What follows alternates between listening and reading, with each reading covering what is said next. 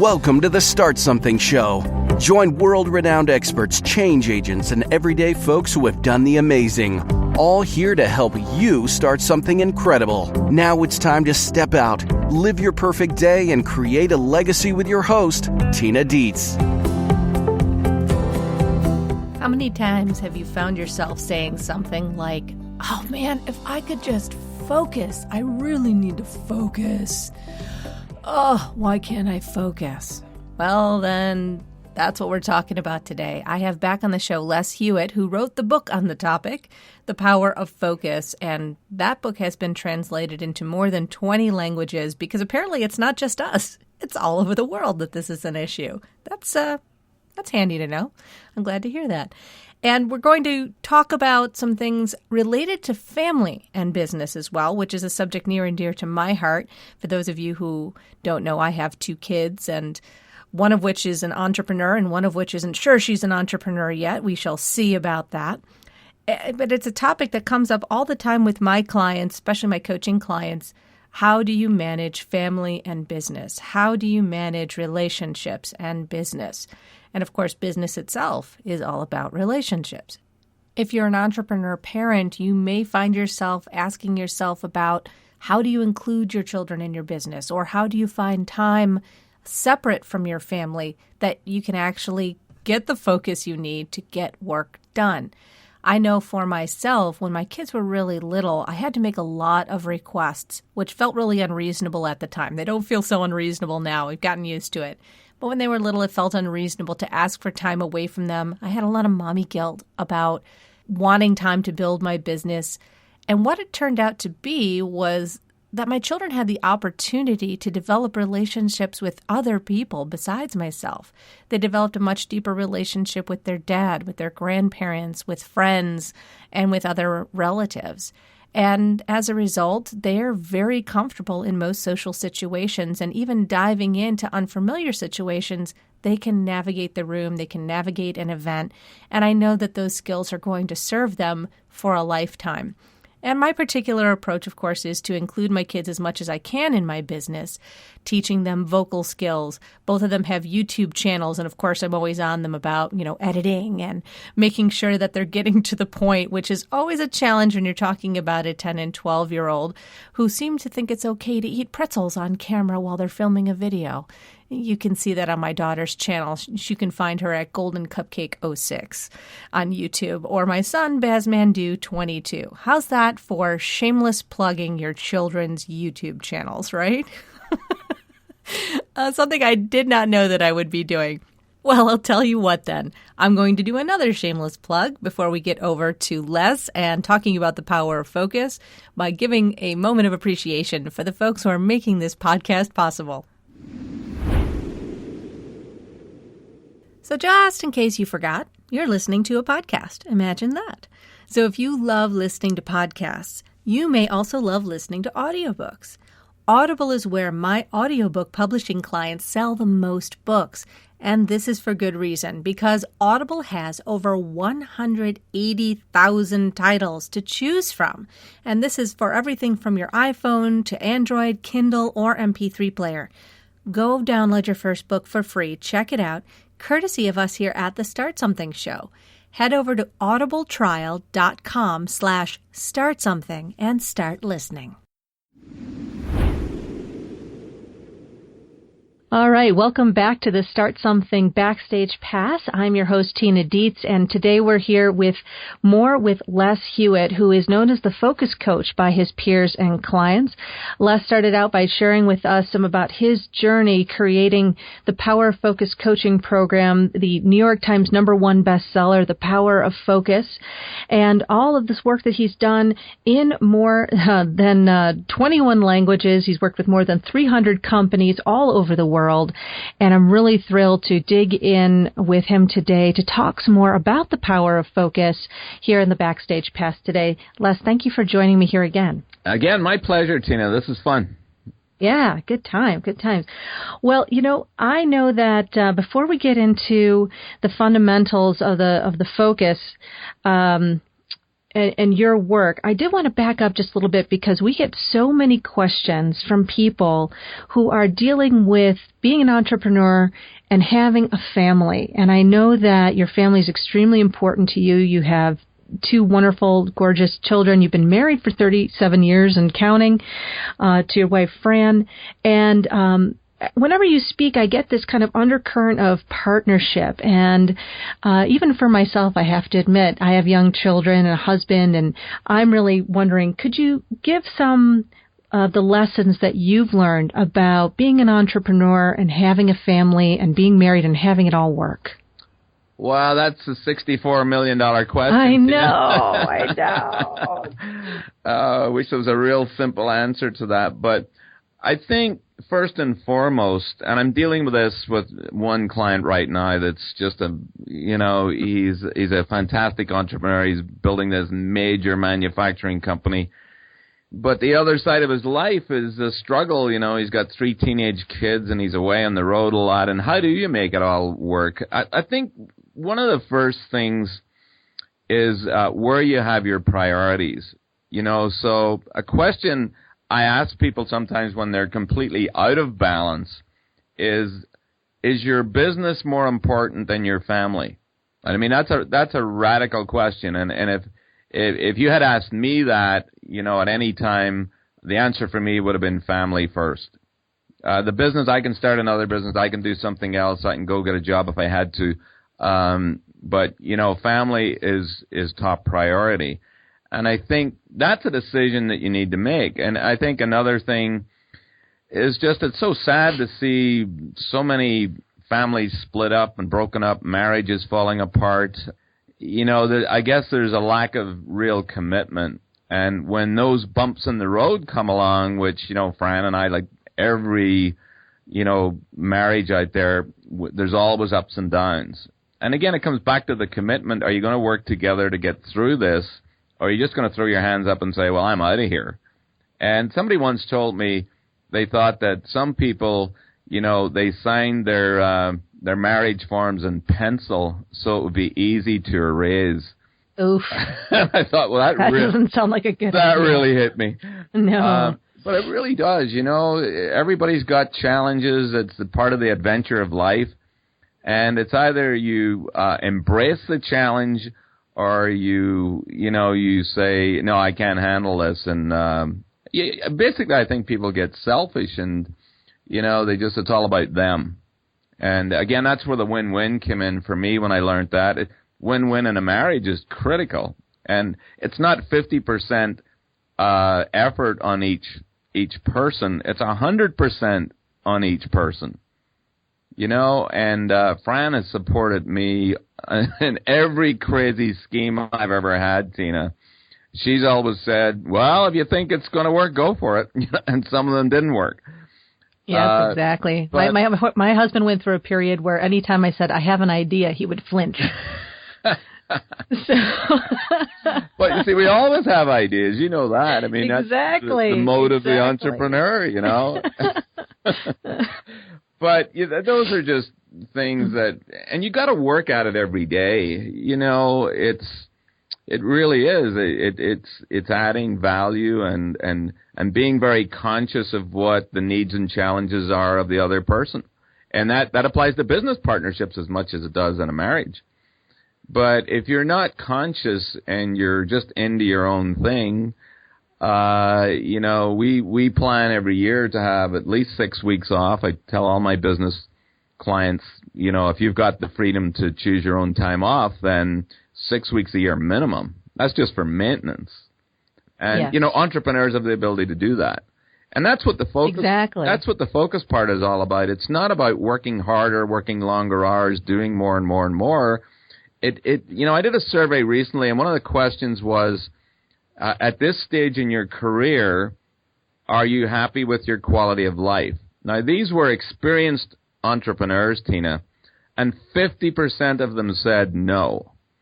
And to me, the issue really is, why are you doing this? Like, what is the reason for running your business? Is it your ego that needs fed? Is it because you have a real purpose to help people with a great product or service? But what is it? and, don't throw your life away just because you're going to be a workaholic and you feel you've got a badge of honor because you work 18 hours a day, 6-7 days a week, and you never take any time off. I had a client once who ran a big construction company, and he was in my coaching group, and he hadn't had a family vacation for over 5 years. And wow. Yeah, that's not great. and the guy looked worn out. He looked burned out, and I told him that. And I asked him a few more questions, and he said, I eat 16 Tums a day to keep my stress levels down. Oh, no. No, that's to pretend your stress levels are down. And, so I worked on him, and I said, 6 weeks off. I just kept pounding on the 6 weeks off. And I said, it seems like you've got a good team of people there. He finally did it. He took a major vacation. And I think he took a month off, had never done that before, came back, and the guy was completely rejuvenated. And he had a great time with his family and his kids, and they were happy, of course. And the amazing thing, of course, his business survived. Everything went fine. He had a good team. And from that point on, he started taking major breaks like that. And, of course, what happened? His business flourished. Exactly, because he was on top again of everything, and he had his full mental capacity and emotional capacity and all that focus. So let's talk about starting to create that. And you and I were chatting before the interview today, and you said you really kind of distilled things down to really 4 or 5 fundamentals of creating focus. Yeah, and fundamentals are things that never change. We've all seen the flavor of the month strategy or the book of the month. And, that just another quick comment on the power of focus. That book was meant to be a book that would be around for a long time and that the principles wouldn't change. And that's what fundamentals are. 50 years from now, these fundamentals won't change. And the ones that I've distilled down to that have worked really well with my coaching clients, first is clarity. And, it's not just about setting goals. It goes deeper than that. Again, I do a little exercise when I'm doing a speaking engagement. It takes about 10 minutes with the audience, and they run through 7 areas of their life. And the quick question is, looking at the next 12 months, have you got crystal clear targets that you want to reach in these 7 areas? And are they in writing? It's not any rocket science with that. But if there were 1,000 people in the audience, there might be 20 people that would put their hands up that they had actually done that. So people are not as clear as they think and as they need to be. So clarity is one thing, and not just the business and the money, but your personal life, your quality of life. The second one, of course, is focus. It's getting to the point where you only focus on the things that you do best in the business, and start delegating, let go of the rest, outsource whatever you need to do. And it's one of the biggest challenges, as you know, because we get distracted and interrupted and bombarded all day with emails and everything else. And so there's very specific strategies on how to make sure that 80% of your time in an average week at work is on the few things that you do best. The third fundamental is relationships. And again, leverage with people, surrounding yourself. I call it building a fortress of people who will support you, have expertise that you don't have. And again, this doesn't just apply in your business, but it could be right down to your travel agent. It could be, your hairstylist or whatever, But I always say, ask the question if you need help, who's the best? I had to go in for a little surgery on my wrist. I had a big lump in my wrist, and I went to the doctor, and she said, I don't know what that is, but you need to go and get it referred to a specialist. And things you never want to hear out of a doctor's mouth. I don't know what that is. I said, who's the best surgeon? And she said, there's only 2 wrist doctors in Calgary, and Kevin Hildebrand is the best. He runs the whole department up at the hospital. I said, send me to him. And he did a great job. But who's the best is a great question. But building a fortress of people around you never stops. It's a lifelong venture. And the fourth fundamental is having a serious look at your bad or unproductive habits, and then making better choices, and gradually, one habit at a time, shifting those bad behaviors, unproductive behaviors, into something that takes you in a different direction, gives you a better result. You don't end up with a whole bunch of negative consequences later in life. And Jim Rohn sat me down one day, Tina, in a hotel lobby, spent 45 minutes one-on-one, which was a wonderful privilege at the time when I was just starting. And he said, let me tell you about habits. They're a really big deal. And if you'll just change a few habits a year, everything will change for you. And he said, if you've got bad habits and you don't pay attention to them, you're going to end up with something called consequences. And life, and I love this line. He said, life will give you consequences. Whether you like it or not has got nothing to do with it. It just is. And truer words were never spoken. That is a really big deal. You know, just one habit at a time, and of course stick with it until it becomes an automatic behavior. You don't even think about it. You just do it. And that can be as simple as, what do you do the first hour or two of the day to get ready mentally, nutritionally, physically, spiritually? How do you get set up for the day? That's just a habit. And I changed that routine a long time ago, and it made a huge difference. And I would say the fifth fundamental is resourcefulness. You know, there's all sorts of bumps that go on, and the economy goes up and down, and, you know, that happens on a fairly regular basis. Those cycles, we all experience them.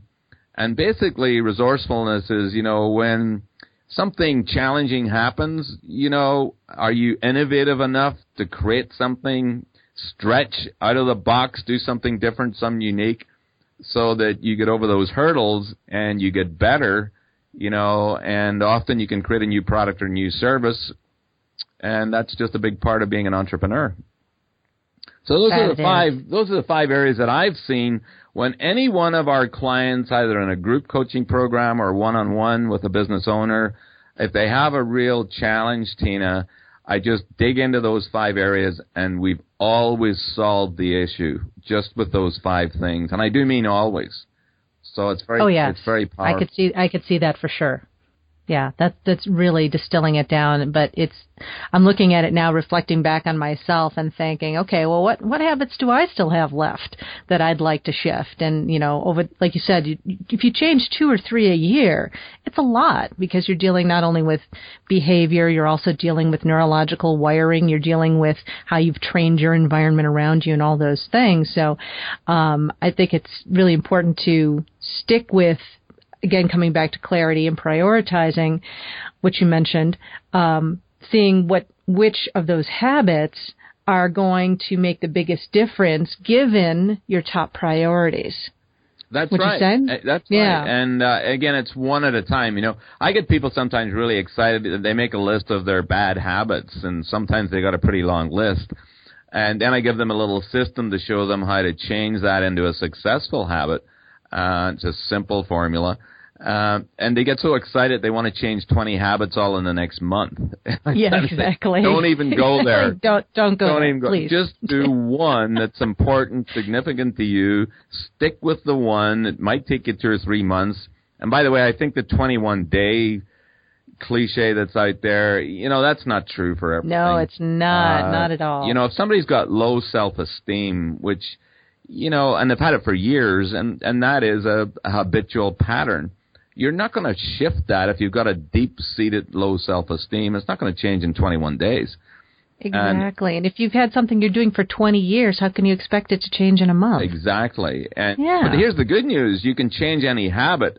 It doesn't matter how old you are. It doesn't matter how ingrained it is. If you're aware and you see the advantages of changing it and you get help on how to change it, you know, even a very difficult challenge like low self-esteem, to get to a level of high confidence and belief in yourself and enthusiasm and everything else, it might take you a year to get there with support. But hey, that's a major breakthrough. So what if it took you a year? Yeah, exactly. So what? One of my favorite sayings is people overestimate what they can do in a day and underestimate what they can accomplish in a lifetime. That's very true. Yeah, I think that also kind of goes back to something you mentioned in the main part of the show here about, you said it so beautifully. I'll come back to it because it was really profound. But in the meantime, I wanted to see, you mentioned something about morning routines and morning habits, and that being really powerful for people. Is there anything in particular that you'd recommend how people start their day? Well, I just developed my own routine. I'm not suggesting everybody do this or it'll fit for them. It works for me. I think that's something too that you've got to figure out. Everybody's a little different, as you said, the way they're wired and everything else. But my routine, as soon as I get up, basically, I like to get out and have a brisk walk, with some really nice walking trails around here. And so I'll go out for a good fast 30-minute walk. It gives me time to think and, just admire the mountains and so on. We're close to the Rockies here. And then what I do is, I'll come back and I'll do about 25 minutes of stretching, some core work, a little bit of weights.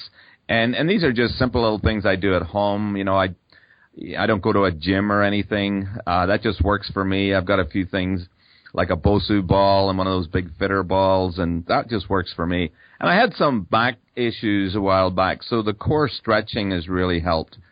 And then I have what I think is a good nutritional breakfast, some good grains and, a cup of tea and fruit and so on. And I read something inspiring, a good book, a good magazine, maybe listen to some inspiring music.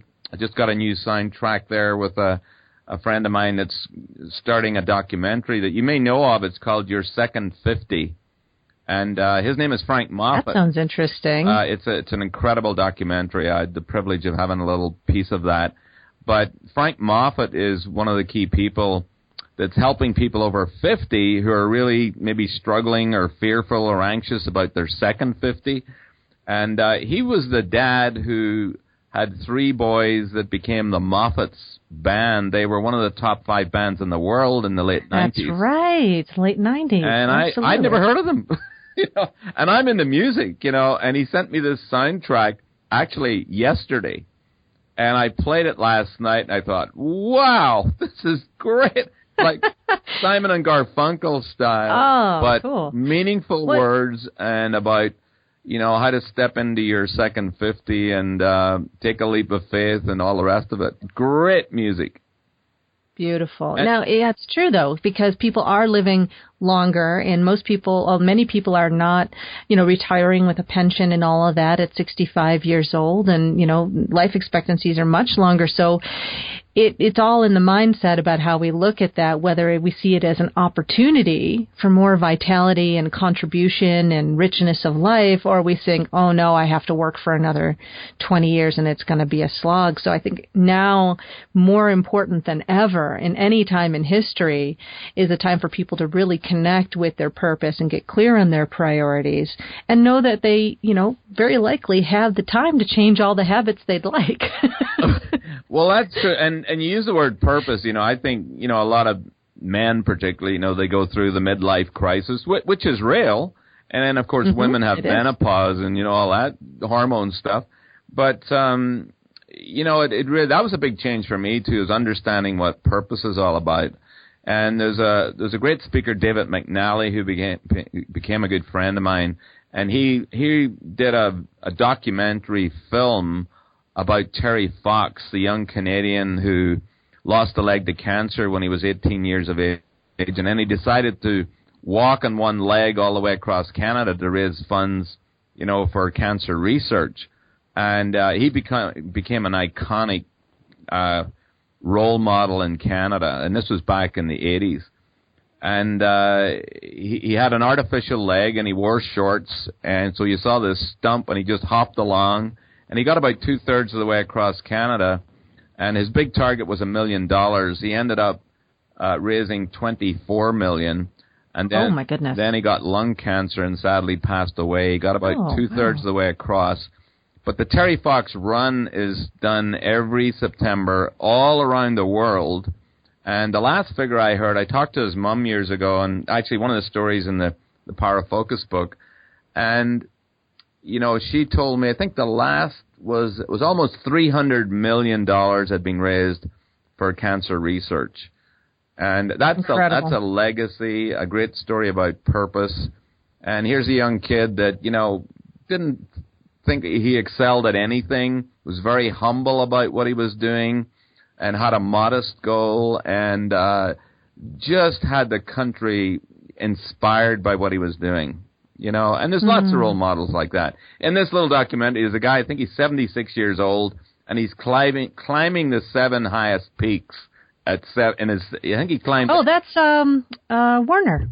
Yeah, Werner Berger. I think I actually know Werner. There you go. And he's a fantastic man. Yeah, incredible man. I think he climbed Everest when he was 69 or something. Yes, he did. But I mean, these are the inspirations that people who are into maybe their 50s, 60s, 70s, and beyond, and they think, well, life's over, and they're really fearful, they're really anxious, worried about health and so on.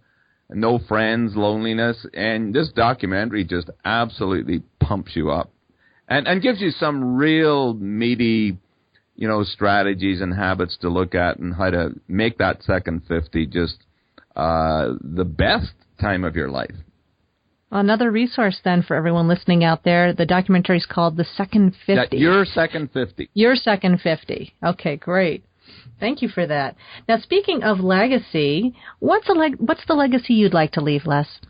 Well, I worked on that purpose statement, years ago, and I wanted to make it very simple, not complicated, not like a big, long mission statement. But the simplest thing I came up with was to use my God-given talents in such a way that I would positively impact as many people as I can in my lifetime. And that gives me lots of variety and flexibility. It might be I'm sitting in a restaurant, maybe the waitress is stressed out because 2 of her other waitresses didn't show up that day, and she's running around like crazy, and just to say, hey, no problem, take your time, And it's just being in the moment sometimes, but on the bigger stage, certainly for me to expand my writing. I've got more books to do. I'm speaking at a big conference in Australia next month with 1,500 people. That's going to be exciting.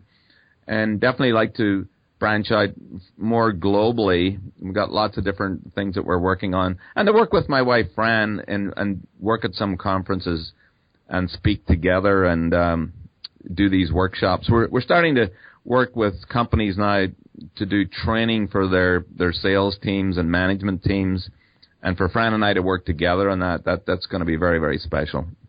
That will be special for sure. That's really great to take your partnership to that place. Now, if as we're wrapping up here, if you had all of our listeners in front of you today and you had to give them one thing that they could do, say, in the next 48 hours that you would recommend, an action they could take, what would you tell them would be something that you would recommend? Wow. There's so many things. I know there's so many you can, so pick one you think would in the moment. I would say if you're not already there, really take time to sit down and figure out what is it I do best. And am I maximizing those talents? And really just think that through. Get a notepad and start scribbling and ask yourself some questions to unearth what those 3 things are. As I told you, it took me a long time to figure that out. And so I think once you get crystal clear on that, for me it's writing, coaching, speaking, creating products and services, and I'm in my sweet spot when I do that. And these are things that give you energy. Get clear about what gives you energy versus what drains your energy. And maybe if you're in a job you don't like, and it doesn't mean you're going to quit right away, but maybe you have a plan later in the year, or you look for an opportunity where there's an organization where you could maximize those particular talents that you've got. And maybe it's you break out on your own if you're not an entrepreneur, or if you are, then you really take a look, am I focusing on those things on a weekly basis, or am I just being distracted a lot? I find that, 30% focus is typical with business entrepreneurs and leaders regarding using the things that they do best. And it's so frustrating. Again, most of your time should be spent with that energy-producing, momentum-driving skill that you've got. And there's just lots of ways to do that. But if you needed to take a day to sit down and get very, very clear about, you'll know the next actions to take. Brilliant. Really, really great. And I'll just add on and say, if you're not quite sure what you're good at, then you need to start talking with the people who are around you, who are supportive and positive, to help you kind of pull that out of yourself, because sometimes you can't see the label of the jar you're in. So super, super powerful advice, Les. Thank you so much for joining us. Thank you for all of the resources and nuggets and the 5 points, the fundamentals for us to really start to create some focus so that we can have great lives, and the things that we start, we can actually continue on and grow and get to that finish line that we want to have. So thank you again for joining me here today. Well, thank you, Tina, and thank you for your time. It's been just a real pleasure and a lot of fun to recap some of these things for me, and I wish you great success in your business and your future. Hey, it's Tina with one more quick note before we wrap up for this week's show. I hope you're all feeling much more focused. Remember that you can go back to the startsomethingshow.com and get all the links for the things we talked about today. The great advice that Les gave on the power of habit, the power of focus, those are all in the show notes, along with some other great resources, and of course our entire archive of shows that you can listen to and glean the goodness from. We also want to hear from you, so make sure you reach out to us with your comments. Who do you want to see? What topics do you want to cover? And what are you finding valuable? And if you want to kick our ass about something, you can always do that too. If you're not subscribed already, feel free to do that on iTunes, Google Play, Stitcher, iHeartRadio, or YouTube, wherever fine podcasts can be acquired for your listening pleasure. And we will see you next week on another episode. Have a phenomenal week.